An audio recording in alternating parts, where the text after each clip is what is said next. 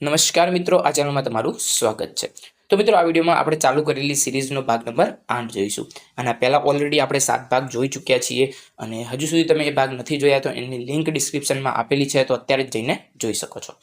તો એ 7 ભાગમાં આપણે ધોરણ 9 અને 10ના ગુજરાતી વિષયના તમામ સમાનાર્થી શબ્દો, વિરુદ્ધાર્થી શબ્દો, તળપદા શબ્દો, રૂઢિપ્રયોગો, કહેવતો અને શબ્દ સમૂહ માટે એક શબ્દનો સમાવેશ કરેલો છે. તો આપણે 18 પાઠ સુધી જોઈ ગયા હતા. હવે 19મો પાઠ છે, એક બપોરે. તો એની આપણે શબ્દ સમજૂતી જોઈએ. શેઢો. શેઢો એટલે બે ખેતર વચ્ચેની હદનો થોડો ખુલ્લો મૂકેલો પટ્ટો. એના પછી છે લ્યા. તો લ્યા એટલે એલા અથવા અલ્યા. એના પછી તળપદા શબ્દો જોઈએ. તો ઢોચકી એટલે દોણી અથવા માટીનું વાસણ. ભારવેલો એટલે કે ચૂલામાં અગ્નિ ઉપર રાખી વાળી અને સળગાવતો રાખવો. લ્યા એટલે એલા અથવા અલ્યા, એ સમાનાર્થી શબ્દમાં આવી ગયું. અગ્નિ. અગ્નિ એટલે અગ્નિ. સમૂહ એટલે સમાન. તળે એટલે નીચે. નહીં એટલે નહીં. છાય એટલે છાંયડો. એની પછીનો પાઠ જોઈએ. પાઠ નંબર 20 છે વિરલ વિભૂતિ. એની આપણે શબ્દ સમજૂતી જોઈએ. જિજ્ઞાસા એટલે કે જાણવાની ઈચ્છા. અનુજ્ઞા એટલે પરવાનગી. મનોમંથન એટલે મનમાં ચાલતું મંથન. આધ્યાત્મિક એટલે કે આત્મા કે આત્મત્વ સંબંધી. કારસો. કારસો એટલે યુક્તિ અથવા મનસુબો. પારદર્શિતા. પારદર્શિતા એટલે વસ્તુ કે બનાવને સમગ્ર રીતે જોવાની શક્તિ. અનાસક્ત એટલે આસક્ત નહીં તેવું. સતાવધાની એટલે એક સાથે 100 વાતો પર ધ્યાન આપનાર કે સાંભળીને યાદ રાખનાર. યુગ પ્રવર્તક એટલે યુગ પ્રવર્તનાર અથવા યુગ બદલનાર. રતલ એટલે લગભગ 490 ગ્રામ. સંગ્રહણી એટલે સંગ્રહણીનો અથવા ઝાડાનો રોગ. મસાલ. મસાણ. મસાણ એટલે સ્મશાન. ચિંતન એટલે મનન. પવન એટલે સમીર અને નિત્ય એટલે કાયમી. એના પછી આ પાઠમાં વિરુદ્ધાર્થી શબ્દો પણ છે. તો સતેજ, તો એનું વિરુદ્ધાર્થી થશે નિસ્તેજ. અપકાર, એનું વિરુદ્ધાર્થી થશે ઉપકાર. નિવૃત્ત, તો એનું વિરુદ્ધાર્થી થશે પ્રવૃત્ત. એના પછી રૂઢિપ્રયોગ જોઈએ. ચકિત થઈ જવું એટલે આશ્ચર્ય પામવું. એના પછી શબ્દ સમૂહ માટે એક શબ્દ છે મામાનું ગળ, તો એને મોસાળ કહેવાશે. એક સાથે 100 વસ્તુઓ યાદ રાખવાની શક્તિ એટલે સતાવધાની શક્તિ. એના પછી 21મો પાઠ જોઈએ. ચાંદલિયો. તો એના આપણે સમાનાર્થી શબ્દો જોઈએ. ચોક, તો ચોગાન. જેઠ, તો પતિનો મોટો ભાઈ. નણંદ એટલે પતિની બહેન. વીર એટલે ભાઈ. ચાંદલિયો એટલે ચંદ્ર. જલમ એટલે જન્મ. ચાંપલિયો એટલે ચંપાનો છોડ. અને કેરી એટલે ની. એના પછી 22મો પાઠ જોઈએ. હિમાલયમાં એક સાહસ. એના સમાનાર્થી શબ્દો જોઈએ. નિર્જન એટલે માણસ વિનાનું અથવા સૂનું. નકરો, તો નકરો એટલે ફક્ત અથવા માત્ર. કૂચ કરવી એટલે કે ચાલવું અથવા આગળ વધવું. શિખર એટલે પર્વતનો ટોચનો ભાગ. હિમ એટલે અતિશય ઠંડી અથવા બરફ. મુકુટ. મુકુટ એટલે માથે પહેરવાનું સાધન. પ્રપાત. પ્રપાત એટલે ધોધ થશે. વેરાન એટલે ઉજ્જડ. આહલાદ એટલે હર્ષ અથવા આનંદ. અફાટ એટલે કે ખૂબ વિશાળ. પછી ખોભણ એટલે ખો અથવા ગુફા અથવા ખાડો થશે. યુવાવસ્થા એટલે કે યુવાનીની અવસ્થા. લાલસા. લાલસા એટલે ઈચ્છા. ગિરિવર. તો ગિરિવર એટલે પર્વતોમાં શ્રેષ્ઠ હિમાલય. એના પછી વિરુદ્ધાર્થી શબ્દો છે. નિર્મલ, તો એનો વિરુદ્ધાર્થી થશે મલિન. વિશાળ, તો સંકુચિત. ભવ્ય, તો સામાન્ય. પ્રસન્ન, તો એનું વિરુદ્ધાર્થી થશે ઉદાસ. દ્રશ્ય, તો એનું વિરુદ્ધાર્થી અદ્રશ્ય. સુરક્ષિત, તો અસુરક્ષિત. એના પછી આ પાઠમાં શબ્દ સમૂહ માટે એક શબ્દ પણ છે. તો શરીરે મોટું પણ અક્કલમાં ઓછું, તો એને કહેવાશે જડસું. હિમાલયમાંથી નીકળતી ખૂબ ઠંડા પાણીના પ્રવાહવાળી નદી, તો એને કહેવાશે હિમનદી. રસ્તાનો જાણકાર, તો એને ભૂમિયો કહેવાશે. કુદરતનું સુંદર ધામ એટલે પ્રકૃતિ મંદિર કહેવાશે. બરફથી ઢંકાયેલું એટલે કે હિમાચ્છાદિત. વહેતા પાણીમાં થતું કુંડાળું એને વમળ કહેવાશે. જ્યાં જવાનું ધાર્યું છે તે સ્થાન એટલે કે ગમ્ય સ્થાન. રાજકારણને લગતું કાર્ય એટલે રાજકાજ. અને અડધી ઉંમરે પહોંચેલું એટલે આધેડ કહેવાશે. એના પછી રૂઢિપ્રયોગ પણ છે કે થાકીને લોથપોથ થઈ જવું એટલે કે અતિશય થાકી જવું. કંઠે પ્રાણ આવવા એટલે કે ખૂબ જ મુશ્કેલ કાર્ય હોવું. હાજા ગગડી જવા એટલે ખૂબ ગભરાઈ જવું. ઘોડા ગળવા એટલે આયોજન કરવું અથવા વિચારવું. એના પછી 23મો પાઠ છે લઘુ કાવ્યો, દુહા, મુક્તક, હાઇકુ. એના આપણે શબ્દ સમજૂતી જોઈએ તો દુર્લભ એટલે મુશ્કેલીથી મળે તેવું, દુષ્પ્રાય. પછી અંશી એટલે કે જેનો તે ચોક્કસ અંશ છે તેવું, મેઘ એટલે વરસાદ અથવા મેઘ, જગત તો વિશ્વ, મુગટ તો તાજ અથવા સત્તા અથવા જવાબદારી, ભાર તો બોજ થશે, આંગણ તો ઘરના આંગણા અથવા ઘરના બારણા સામેની ખુલ્લી જગ્યા અથવા ફળિયું થશે. તળપદા શબ્દો છે કો એટલે કોઈક, નેહ એટલે સ્નેહ અને હોલાવવું એટલે હોલવવું. એના પછી વિરુદ્ધાર્થી શબ્દો પણ છે દુર્લભ તો સુલભ અને આદર તો એનો વિરુદ્ધાર્થી થશે અનાદર. એના પછી 24મો પાઠ જોઈએ ઘોડીની સ્વામી ભક્તિ. તો એની શબ્દ સમજૂતી આપણે જોઈએ માવજત, તો માવજત એટલે સંભાળ.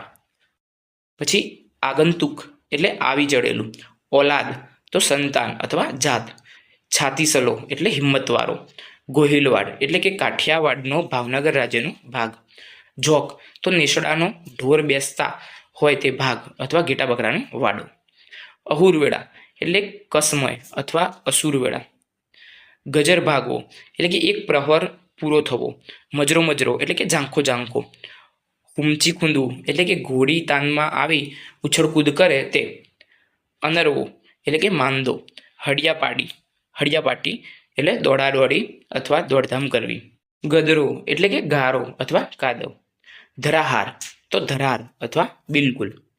પછી બકડાટી એટલે ધબધબાટી. પછી કાહરી ફાવવી એટલે પ્રયત્ન સફળ થવું, હરેરી જવું એટલે ના હિંમત થવું. એના પછી તળપદા શબ્દો પણ છે કે ખોરડું એટલે કે માટીની ભીંત કે ગારાવાળું નાનું મકાન, સંધાય એટલે બધા અથવા સૌ, બકોરવું એટલે બોલાવવું, મૂલવવું એટલે કે કિંમત આંકવી, જડવું એટલે કે હાથ લાગવું અથવા મળી આવવું, રેવાળ એટલે કે ઉછળે નહીં છતાં વેગવાળી એવી ઘોડાની ચાલ, ભો એટલે ભોય, સંધેવો એટલે સંદેશો, ઓહાણ એટલે ખ્યાલ અથવા યાદી થશે, વાવડ એટલે સમાચાર અથવા સગડ. એના પછી વાળું એટલે સાંજ પછીનું ભોજન, ચંત્યા એટલે ચિંતા અથવા ફિકર, વાહે એટલે પાછળ. પછી સડપ એટલે ઝડપથી અથવા એકદમ, હવારે એટલે સવારે, મહુજણું એટલે પરોઢિયાનો સમય, સોમાહુ એટલે ચોમાસું અથવા વરસાદના દિવસો, ભરુહો એટલે ભરોસો, બીકાળવા એટલે બીક લગાડે તેવા અથવા બીકણ થશે, લગણ તો લગી અને ઘોડીએ એટલે ની જેમ, સડાવો એટલે ચમકારો, મઉ થઈ જવું એટલે ખૂબ ભૂખથી ટળવળતું ખૂબ ભૂખ લાગવી અને ગણ એટલે ગુણ થશે. પછી આ પાઠમાં રૂઢિપ્રયોગ પણ છે તો એ પણ આપણે જોઈ લઈએ. સોસરવું નીકળવું એટલે કે મુશ્કેલીમાંથી સફળ રીતે બહાર નીકળવું, આંખો ફાટી જવી એટલે કે આશ્ચર્યચકિત થઈ જવું, પેટ દેવું એટલે મનની વાત કહેવી, પછી હળી કાઢવી એટલે દોડ મૂકવી, એકના બે ન થવું એટલે વાત પર મક્કમ રહેવું, બે ઘોડે વાટ જોવી એટલે કે ખૂબ આતુરતાથી રાહ જોવી, જીવતરના દાન દેવા એટલે કે કુરબાન થઈ જવું, મોડું ઓહાણ આપવું એટલે કે માણસના હિંમત બને અથવા ઢીલો પડે એવું કહેવું, અડધા થવું એટલે ચિંતાતુર થવું, એકના બે ન થવું એટલે મક્કમ રહેવું અને ખાટું મોડું થવું એટલે બગડી જવું. એના પછી શબ્દ સમૂહ માટે એક શબ્દ છે દળી, તો ઘોડાના સવારને બેસવા માટે ઘોડાની પીઠ પર રાખવાનું રૂ કે ઊનનું આસન એને દળી કહેવાશે. તંગ એટલે કે ઘોડાના પેટ ફરતો તાણીને બાંધેલો પટ્ટો, તો એ પટ્ટાને કહેવાશે તંગ.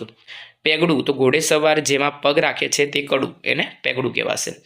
પછી ગમાણ એટલે ગમાણ, ઢોરની નિરણ માટે આડું લાકડું રાખી કરેલી જગ્યા. જોગાણ એટલે કે ઘોડા અથવા બળદ વગેરેને ખાવા માટે અપાતું અનાજ. એના પછી 25મો પાઠ છે સમર્પણ, તો એના આપણે શબ્દાર્થ જોઈએ અદ્વૈત એટલે અભિન્ન, સમર્પણ એટલે કે સંપૂર્ણ નિષ્ઠાથી અર્પણ કરેલ, અભ્યાસ તો વારંવાર પ્રવૃત્તિ કરવી અને લઘુતા એટલે નાનપ. એના પછી 26મો પાઠ છે બહાદુર બાળકો, તો એના આપણે સમાનાર્થી શબ્દો જોઈએ અદમ્ય એટલે કે દબાવી ન શકાય તેવું, સુરક્ષિત તો રક્ષાયેલું, સાહસ તો જોખમ લઈને કરેલું શૂરવીરતાનું કામ, હદ તો સીમા, ચુંગાલ તો મજબૂત અથવા પકડ અથવા સકંજો, કર્તવ્ય પરાયણતા તો કર્તવ્ય નિષ્ઠા, અથવા ફરજને વળગી રહેવું. બેકાબુ એટલે કે કાબુ વગરનું, એટલે કે કાબુ બહારનું, વશમાં ન રહે તેવું. નિર્ભીક એટલે નીડર, ભય વિનાનું. ભસ્મ તો ભસ્મ એટલે રાખ. પરવા, પરવા એટલે દરકાર અથવા કાળજી. એના પછી 27મો પાઠ છે નદી વિયોગ. તો એના આપણે સમાનાર્થી શબ્દો જોઈએ. અતીત એટલે ભૂતકાળ. રમ્માણ એટલે લીન અથવા મગ્ન. વારસો તો વારસાઈ. ઉત્તરાધિકાર. પછી ઘોષ તો અવાજ અથવા મોટો ધ્વનિ. સગડ તો નિશાની અથવા પગેરું અથવા પદચિહ્ન પગલા. નવોઢા એટલે કે નવવધુ અથવા નવપરિણીતા. ખિન્ન, ખિન્ન એટલે ગમગીન અથવા ઉદાસ થશે. જુરવું એટલે યાદ કરીને ટળવળવું અથવા તલસવું. જુરાપો, જુરાપો એટલે કલ્પાંત અથવા વિરહનું દુઃખ. મુક્તતા એટલે મોહ પામેલું અથવા મોહકતા. ગરિમા એટલે ગૌરવ. પલ્લવિત એટલે પૂરેપૂરું વિકસેલું. અર્ધ્ય એટલે દેવોને અપાતો બલિ અથવા પૂજા. ભાલ તો ભાલ એટલે કપાળ અથવા લલાટ. અને લુપ્ત, લુપ્ત એટલે લોપ પામેલું અથવા નાશ પામેલું. તો મિત્રો ધોરણ 10નું પણ અહીંયા આપણે પૂરું કરીએ છીએ. એટલે કે ગુજરાતી જે સમાનાર્થી શબ્દો, રૂઢિપ્રયોગો, કહેવતો વગેરે આપણે જોયું એ અહીંયા ધોરણ 9 અને 10નું બધું પૂરું થઈ ગયું. આના પહેલાંના એપિસોડ તમે નથી જોયા તો અત્યારે જઈને તમે જોઈ શકો છો.